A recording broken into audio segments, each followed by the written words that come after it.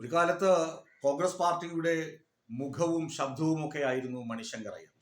മണിശങ്കർ അയ്യർ പല്ലുകൊഴിഞ്ഞ സിംഹമാണെങ്കിലും മെലിഞ്ഞ ആനയാണെങ്കിലും തൊഴുത്തിൽ കെട്ടാനും പറ്റില്ല, ശൗര്യം കുറഞ്ഞു എന്ന് വെച്ച് തള്ളിക്കളയാനും കഴിയുകയില്ല. മണിശങ്കർ അയ്യർ കഴിഞ്ഞ ദിവസം കേരളത്തിൽ എത്തുകയും കേരളത്തിലെ വിഷൻ 2031 പരിപാടിയിൽ പങ്കെടുത്ത് സംസാരിക്കുകയും ചെയ്തു. അദ്ദേഹം മുഖ്യമന്ത്രി പിണറായി വിജയനെ അഭിനന്ദിച്ചു, കേരള സർക്കാരിനെ അഭിനന്ദിച്ചു. പഞ്ചായത്ത് രാജ് സമർത്ഥമായി നടപ്പിലാക്കിയ സ്റ്റേറ്റ് കേരളമാണെന്ന് പറഞ്ഞു. മുഖ്യമന്ത്രി പിണറായി വിജയൻ വീണ്ടും അധികാരത്തിൽ വരുമെന്ന് പറഞ്ഞു. അതൊക്കെ സ്വാഭാവികമായും നല്ല വാക്കുകളാണ്. അദ്ദേഹത്തിന് പിണറായി വിജയൻ അദ്ദേഹത്തിന്റെ എക്സ്പോസ്റ്റിലൂടെ നന്ദിയും പറഞ്ഞു. എന്നാൽ KPCCയുടെ വക്താവ് ഡോക്ടർ ജിൻഡോയ്ക്കും രമേശ് ചെന്നിത്തലയ്ക്കും സതീഷാദി കാളികൂളി സംഘങ്ങൾക്കൊന്നും ഇതൊട്ടും പിടിച്ചിട്ടില്ല. മണിശങ്കർ അയ്യരെ അലവിലാതി എന്നാണ് ജിൻഡോ വിളിച്ചിരിക്കുന്നത്. അലവിലാതി. അതിന് റിപ്പോർട്ടർ TV ട്രാൻസ്ലേഷൻ കൊടുത്തിട്ടുണ്ട്. മോശപ്പെട്ട പദമല്ല, അത് രാഷ്ട്രീയ പാപ്പരത്തം കാണിക്കുന്ന അർത്ഥത്തിലാണ് അലവിലാതി എന്ന് പ്രയോഗിച്ചതെന്ന് റിപ്പോർട്ടർ TV അതിന് ഡിസ്ക്ലൈമറും എഴുതിയിട്ടുണ്ട്. അത് വായിച്ചപ്പോൾ തമാശ തോന്നി. അലവിലാതി എന്ന് പറഞ്ഞാൽ നമ്മുടെ ഇവിടെ നാടൻ ഭാഷയിൽ വളരെ മോശം അർത്ഥമാണ് കരുതപ്പെടുന്നതെങ്കിലും അതിന് അങ്ങനെ മോശമായ അർത്ഥമില്ല.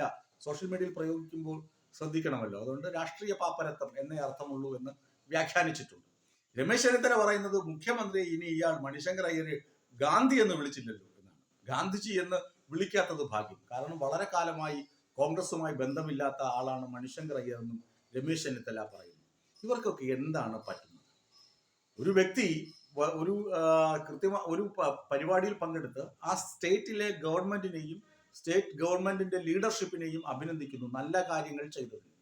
അതിപ്പോ ശശി തരൂര് മോദി എത്ര തവണ പുകഴ്ത്തുന്ന, പിന്നെ ശശി തരൂരിനെ ഇവർ തള്ളിക്കളയാത്ത പാർട്ടിയിൽ നിന്ന് പുറത്താക്കാത്തത് എന്താണ്? പുറത്താക്കുകയില്ല. കാരണം ശശി തരൂരിന് ഒരുപാട് ആളുകൾ ശശി തരൂരിന്റെ വാക്കുകൾ കേൾക്കാൻ അറ്റൻഷനായി നിൽപ്പുണ്ട്.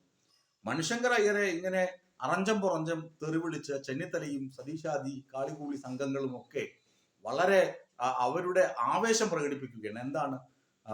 പിണറായിയെ പുകഴ്ത്തി, പിണറായി മന്ത്രിസഭയെ പുകഴ്ത്തി എന്നതാണ് മണിശങ്കർ അയ്യർ ചെയ്ത കുറ്റം.